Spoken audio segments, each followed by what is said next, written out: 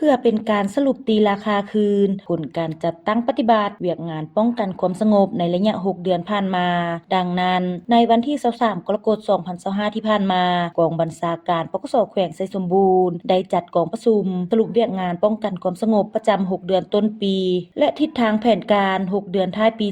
2025ภายใต้การเป็นประธานของท่านพันเอกอุดัยอินสุวรรณเลขาคณะพรรคหัวหน้ากองบัญชาการปกสแขวงไชสมบูรณ์มีคณะพรรคคณะกองบัญชาการปกสแขวงบรรดาห้องกองพันป้องกันเคลื่อนที่ค่ายคุมขังดัดสร้างและกองบัญชาการปกส5เมืองแขกที่ทึกเชิญตลอดฮอดนายตำรวจเข้าร่วมในกองประชุมยังได้รับฟังการผ่านข้อตกลงของกองบัญชาการปกสแขวงไชสมบูรณ์เกี่ยวกับการแบ่งความรับผิดชอบระหว่างหัวหน้ากองบัญชาการและห้องกองบัญชาการแจ้งการของกระทรวงป้องกันความสงบเลขที่09/ปกส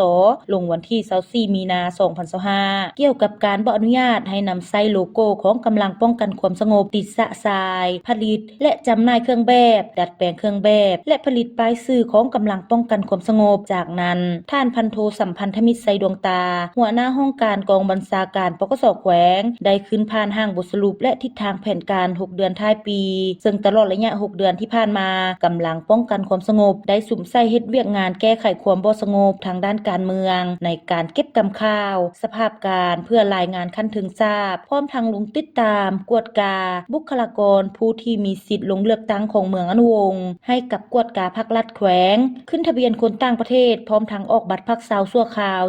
137คนหญิง10คนลงกวดกานักท่องเที่ยวที่มาพักษาว 2,567 คนหญิง765คนในนี้มีคนต่างประเทศ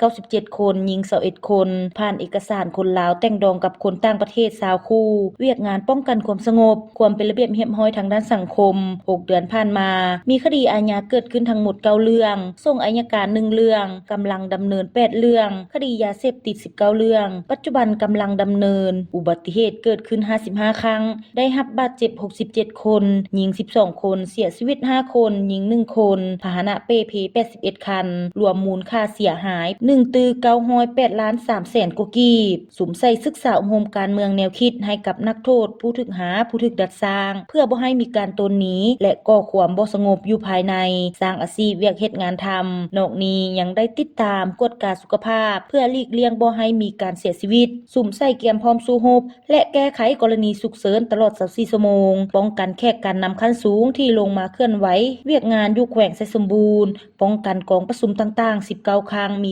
89แห่งงานทั้งรับประกันได้ความปลอดภัย100ส่วน100จัดตั้งกฎการลาดตระเวน38ครั้งมี133แห่งงานลงติดตามสุกยูกำลังป้องกันอยู่บรรดาสำนักงานองค์การธนาคารและบริษัท24ครั้งขึ้นทะเบียนสัมมโนครัวระบบทันสมัยได้17ครอบครัวแยกสัมมโนครัว5ครอบครัวเปลี่ยนปึ้มสัมมโนครัวได้211ครอบครัวพิมพ์ปึ้มสัมมโนครัวระบบทันสมัยได้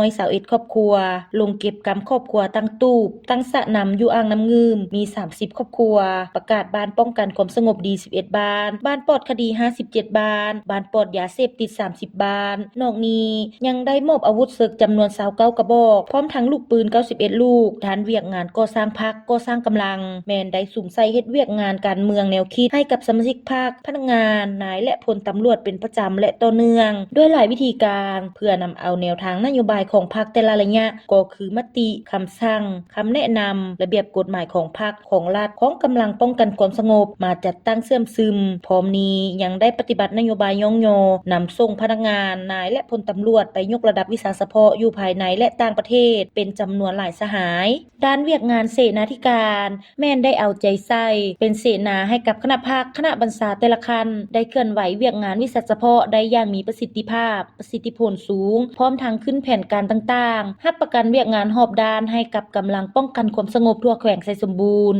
ด้านเวียกงานพลาธิการแม่นได้สุ่มใส่สร้างแผนรับประกันด้านงบประมาณต่างๆเป็นต้นแผนงบประมาณเข้ากินของพนักงานแผนโครงการก่อสร้างและซ่อมแปลงพื้นฐานโครงล่างติดตามกวดกาโครงการต่างๆให้มีผลสำเร็จและทันกับเวลาที่กำหนดนอกนี้ยังได้เก็บกำบัญชีคุ้มครองพาหนะเครื่องจักรอาวุธยุทโธปกรณ์ให้ถูกต้องตามระเบียบการจากนั้นผู้เข้าร่วมกองประชุมยังได้พร้อมกันประกอบคำคิดเห็นใส่ห้างบทสรุปและทิศทางแผนการอย่างกงไปกงมาภาวะวิสัยเพื่อแนใส่แก้ไขปรับปรุงจุดอ่อนข้อคงค้างให้ดีขึ้นเทื่อละก้าวตอนท้ายกองประชุมประธาน ได้มีคำเห็นโอ้ลมซึ่งก่อนอื่นท่านได้แสดงความย่องยอสมเสยต่อผลงานที่ญาติมาได้ในระยะผ่านมาเคียงคู่กับผลงานดังกล่าวพวกเฮาจะต้องได้เอาใจใส่บางด้านดังนี้เอาใจใส่เฮ็ดเวียกงานการเมืองนำพาแนวคิดให้กับนายและพลตำรวจให้มีจรรยาบรรณจรรยธรรมมีคุณธาตุการเมืองหนักแน่นมีคุณสมบัติศีลธรรมปฏิวัติและเกียมพร้อมรับใช้สิทธิผลประโยชน์ของประชาชนอย่างแท้จริง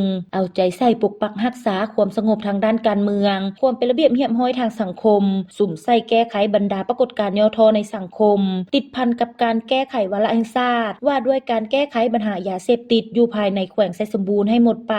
พร้อมทางเอื้ออำนวยความสะดวกให้แก่การไปมาการสร้างสาพัฒนาแขวงไชยสมบูรณ์ให้เจริญก้าวหน้าขึ้นอย่างบ่หยุดยั้ง